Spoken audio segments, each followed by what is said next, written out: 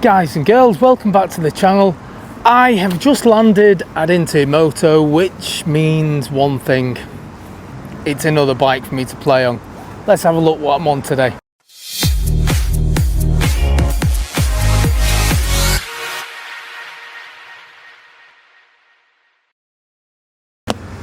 Check this out. So what we've got is the Voge SR1 and it's the ADV. I think, yeah, it's a nice looking scooter. There is a touch of Honda about it though. If you know the bike I'm talking about, I'll put it on screen now. But as always with Voge, you get a hell of a lot more for your money, and I'll show you on the walk round. It's got quite a few extras on this. Check it out from a few different angles, and then I'll start to point out a few of the features it's got.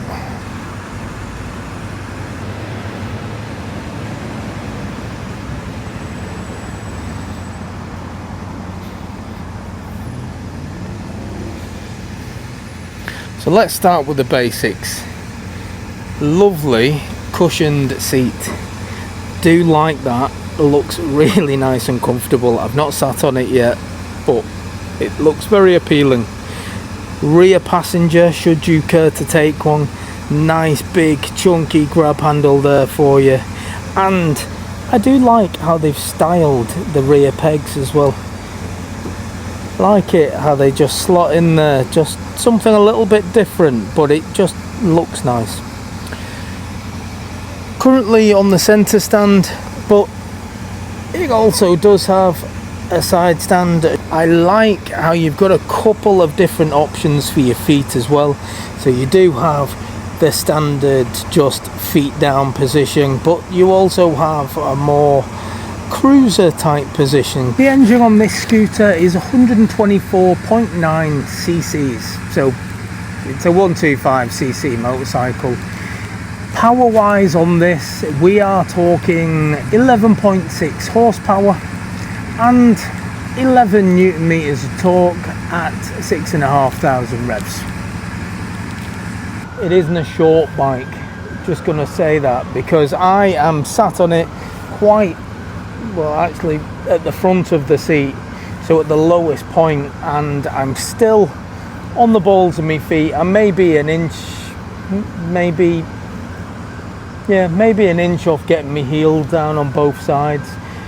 Officially it's down as an 810mm seat height, which ordinarily I would have my feet firmly and flat on the ground, but as is always the way with these types of scooters, the seat's quite wide, so your legs are spread, so it does affect the seat height.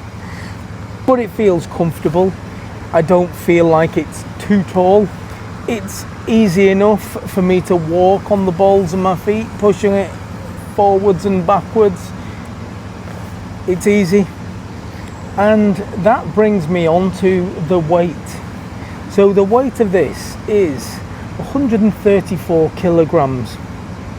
Now for a scooter, I appreciate that isn't the lightest scooter out there. However, it's not the smallest scooter out there either. So something really small like a Suzuki Address or something like that, which is a very tiny scooter, to be fair. Great scooter, but they are maybe 20 kilograms lighter. Quite a big difference, to be fair. However, at 134 kilograms, this is still easy enough to push around. Seat position, I've noticed an issue already, so bear with me for this. Now I've already said it's quite tall. Normally on scooters you can shuffle forward and you can go flat foot. Now with this, to go flat foot, you literally have to get off the seat. It's doable. If you're smaller, you can just stand like this at the traffic lights if you wanted to. Personally, I'd just go 1 foot, keep 1 foot on and 1 foot off. That's my preferred comfort position when I stop at traffic lights. The seat is not one continuous long seat. There is like a little step up from the front seat to your pillion seat, which means you can't really shuffle back that far. So if you are one of these giants that is 6 foot plus, this is as far back really as you're going to go. I can feel the back of the seat just at the top of my backside, lower of my back. Sit on one first before you buy it, just make sure it fits for you. Let's pop it on the side stand and carry on. It does come with disc brakes at the rear, single piston caliper and a 2-piston caliper at the front. This does have a traction control as well, as you can see, TCS. Everyone wants to know, will it fit a full face helmet? Here is what I prepared earlier. This is not a full face helmet. Now you can see here, this is currently for sale, $69.99. No, I'm not trying to sell it. It was just, I just literally asked to borrow one off the shelf, and this is the one they've given me. Now, it isn't a full face helmet and it just fits in. So this will not fit a full face helmet in. It's not quite a full face helmet, but it fits under the seat. So if you were looking to get this and you wanted to leave your helmet in it, then yeah, your helmet choice will matter. It's actually not a bad helmet for the money, that. I don't think I've ever bought a helmet as cheap as that before. It's got an 8-litre fuel tank, and as we know, 125s, you're going to be getting around the 100 miles per gallon, maybe more, I don't know. I'm not going to be able to try that out today, but if you've got one of these, had one of these, let me know what you managed to get out of it. Buttons. There's a lot of buttons on here because there's a lot of things to play with. We've got a horn, you've got your indicators, you've got hazard lights, you've got high and low beam, you've got an enter button, there's a camera button, and there is a flash. There's also an up and down. We'll get to that in a second. Camera fitted at the front. It only seems to be Voge that does this. Comes as standard with these bikes. And the up and down, this has an electric screen. But that's the kind of things that Voge throw on their bikes as an extra. And it's a nice extra. Let's go up and down. And you can stop it anywhere in between, so it's not just a high and low setting. You can move it as far up as you want or as far down as you want, and you can stop it anywhere in between. I think that is a great function, especially if you are doing faster roads, and you can do on this bike. This has got a claim top speed of 69 miles per hour. Now unfortunately I'm not going to be able to do that today. I certainly won't be able to test it. I won't be doing my usual performance test, and that is purely because this bike has got 0 miles on the clock. And yeah, everyone knows you've got to let the engine run in first before you start to test it, to test its performance. Right hand side, you've got an engine start and cut off, and then you've got the option to switch your traction control off. Would you want to? Actually, maybe if you're going off-road. Let's have a look at the tyres. Yeah, I would say they're more road-based tyres, but you might be alright for a little bit of gravel. Maybe a little farm track or something. Want to point this out as well, something I like, it's not very scooter-like. In fact, I'll show you another scooter because there's two next to me, but you've got the bar exposed like this, which I think is brilliant because it means you can mount a sat-nav, you can put a phone holder there. There's options.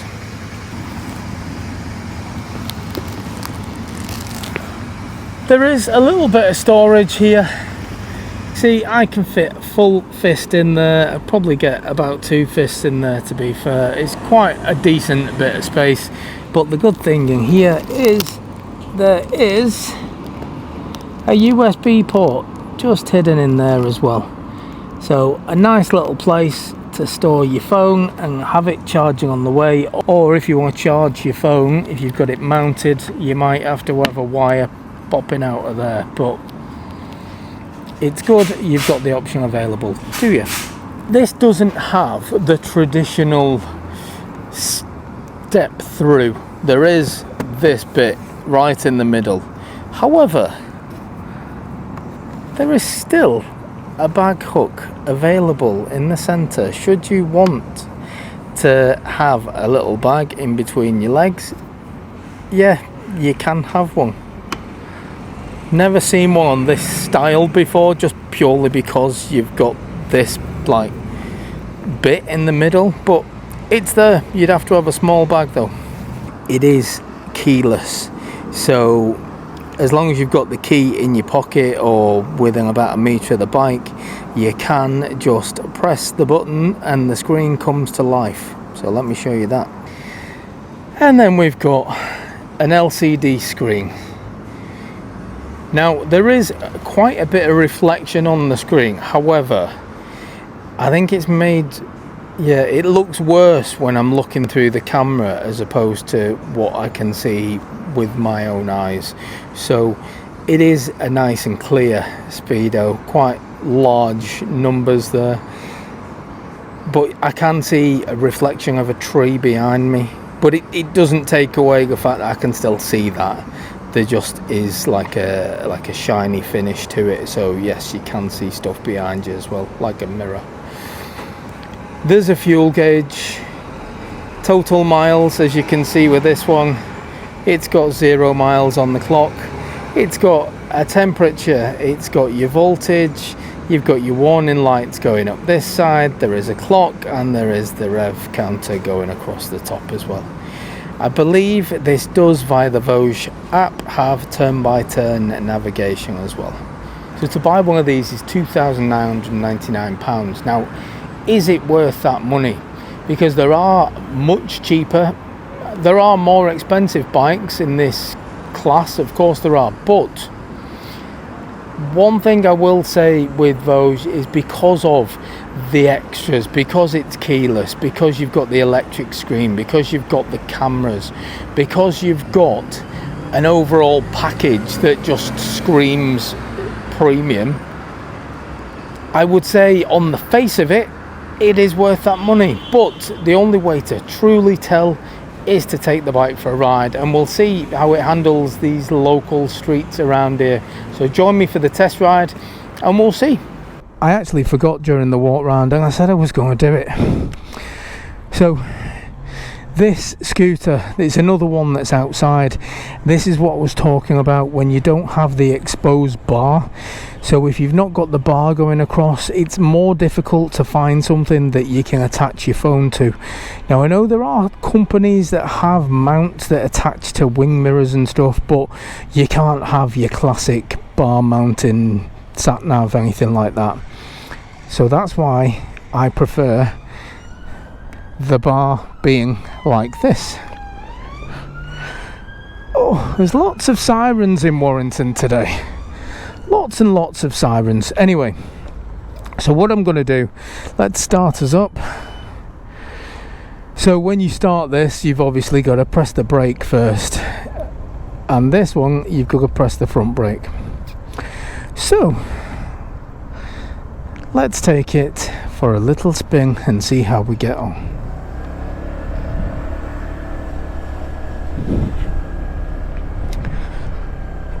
Straight onto the cobble test, and do you know, I actually think this is really nice on the cobbles. Now the cobbles do separate the men from the boys. When you ride out of into Moto and you hit the cobbles, quite often if you get onto a bike that's got some hard suspension, you feel it instantly. But the suspension's really good. I believe it's got about 35mm of travel thereabouts in the suspension, so yeah, it's not a lot. However, it did actually feel like a lot then, because it felt like it was soaking up those bumps really nicely. Now first test, it's a scooter, so yeah, around town you're not going to be waiting in traffic, are you? It's not a particularly noisy bike. It's just got this it's got a little purr, let's call it that, but at 30 miles an hour it's a really comfortable machine. This doesn't have that really high-pitched buzzing that you can get out of some 125s. Getting to normal road speed is just complete and utter drama free. You probably can't hear the engine note. In fact, I'll put my visor up. You probably still can't hear the engine note because it is so smooth. It does literally have a very faint buzz to it, which for me is very strange for a 125 scooter, because normally when you twist the throttle you get a lot of noise and not a lot of go. Some are better than others, but this, you just get into 30 mile an hour. Basically there is no drama, you get to the speed quick enough. While I can't do a speed test today because it would be wrong of me to do it on a bike that has no miles, I'll find somewhere to pull over and we'll see how fast it can get to 30 miles an hour. Going over these horrendous roads that we have here that have got loads of lumps and bumps in the road, yeah, it's just a delight. It really is a comfortable bike to ride. There's no vibration through the seat, there's no vibration through the bars really, other than just that slight buzz that you get from any bike that has an engine. It's just luxury, I would say, as far as scooters go. Let me try a bit of wind protection, put that, I like that as well. You can put your screen up as you're moving, and it's easy to do because where the button's placed there, you've still got your hands on the bars and you can still access the thumb controls. So yeah, I like it. Just put the right indicator on, and in doing so you've got a reassuring click that you get from cars, just like a, to let you know that the indicator's on. Let me just try a slow speed. Yeah, it's just nice. There's such a good turning circle on this. To actually do a U-turn is just no problem at all. Yeah, it is lovely, you know. The mirrors are a decent size. You can see everything that you need to behind you. What I'm going to do from here, bit of a standing start to get to 30 mile an hour. I want to see how quickly it does it without having to thrash it to its top speed. We'll just get it to 30. Right, we're clear, let's go. And we're there. So only a second or two. That's pretty good. But what I like about it is you can see the numbers going up there. You can see it getting to 30 mile an hour very quickly. But on top of that, you're not getting the drama. You're not getting a really loud whining motor or noise from the exhaust. It just gets there. And yeah, whilst it is actually quite nippy, because of the sheer comfort of it, it doesn't feel it. So yeah, if you're looking for a hassle-free, drama-free way of getting to work, college, wherever you happen to be going, this is actually a pretty good thing. You're certainly not going to have any issues keeping up with traffic. And for anybody wondering why I'm not going past all the traffic, I'm chatting and I'm not in a rush, so I don't see a need to filter every time, especially if I'm not in a hurry to get anywhere. Feels quite big and beefy. It is actually quite a narrow thing, so you can get through some small gaps, as I demonstrated right at the start, for a bit of filtering. It's a nice option. I'm just really impressed actually. The performance is good, but on top of that, the transition going from a normal tarmac or concrete, whatever that road was over there, but from going onto that to the cobbles, you don't actually notice. That's how good the suspension is on this bike. You don't feel any sort of difference with the cobbles to going onto this, and even going back onto this, it didn't feel any smoother or bumpier. It just really like riding on a cushion of air, so I'm really impressed with it. Only done an initial impressions ride today, and that is just purely because, as I've said, this bike is for sale with Into Moto. It's a brand spanking new bike with 0 miles on the clock, so it would be wrong of me to put anything on the clock really and do too many miles, and certainly to take it up to its maximum speed. That's just not what I'm about. Into Moto have been kind enough to let me take it on its maiden voyage and give it a little run. However, I'm just being respectful for, well, to Into Moto and whoever ends up buying this bike. And whoever does end up buying this bike is going to get a lovely, lovely thing, because it's got to be one of the most comfortable scooters I think I've ever ridden. And I don't say that lightly, because I've been on a lot, and usually it's the maxi type scooters, the really big ones that have the most comfort with them. But this was really comfortable, and it still has the added bonus of not being too big. It's still the size of probably something like that next to me, the MGBs. Those scooters are just like an average size 125cc scooter, and this doesn't feel any bigger than one of those. It feels a little bit chunkier because of the way the fairing is, and because of the chunkier wheels, but ultimately it's a perfect bike for going around town, because you can zip in and out of traffic. You can do it in absolute ease. So whoever buys this bike is just getting an absolute peach of a bike. And yes, I categorically can confirm that at £2,999, yeah, it's worth it. You could go and get something like that and you could save quite a bit of money. I think they're closer to the £2,000 mark, but this just has an overall more premium feel about it. The comfort, the extra toys and things that you've got on here, the extra security, it just has more, and it's worth it. So if you're interested, I will put a link in the description for Into Moto, and yeah, that's gonna do me, and I will catch you guys on the next one. Laters.